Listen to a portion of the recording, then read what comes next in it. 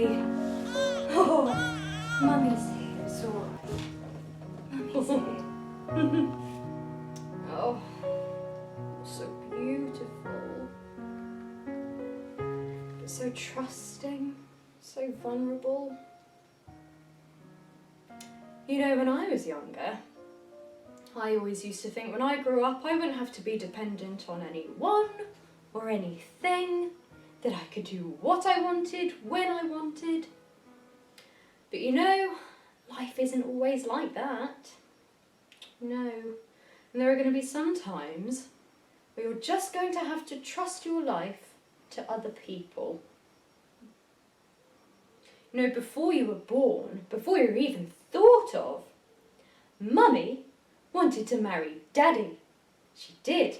And actually I think Daddy also wanted to marry Mummy a little bit as well. But he said that there was someone else, someone who had more of a right to marry me.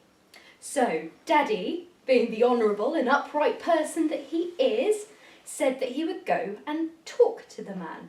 So off he went, and Mummy had to sit here wondering, whose wife am I going to be?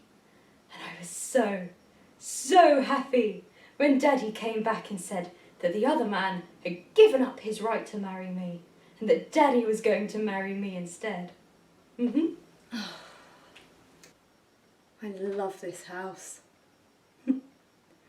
Every morning when I wake up, I have to pinch myself to make sure it's not some kind of dream.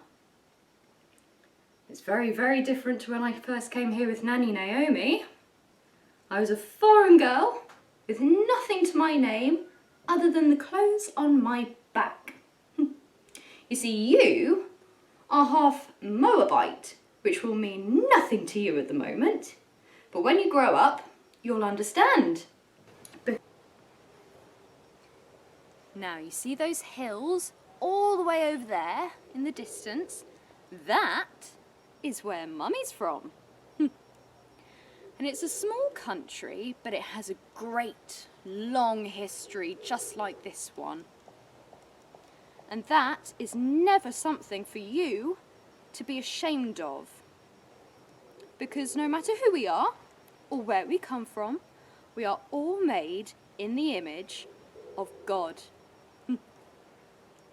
You know, when I married my first husband, Nanny Naomi's son, they said that their God was the God of the Jews.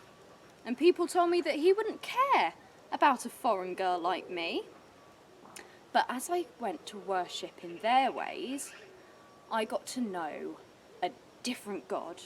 A God who cared about all of his creations, even Moabites like me. And even at times, when my life was so difficult, I thought he'd abandoned me. And I used to ask myself, where is he? Where did he go? But then I realised that sometimes you just have to trust that he's there and that he's looking over us and taking care of us. I wonder what you're going to grow up to be. Will you have to up and leave your home and move to a foreign land like I did? I hope not. Or will you be a successful farmer and landowner just like your daddy? And will you have children? And if you do, what will they grow up to be? Who knows? One of your descendants might grow up to be a king or a prophet or... But I think you're just a little bit too young to be worrying about that right now. And as for the future, well, we'll leave that in God's hands for now, shall we?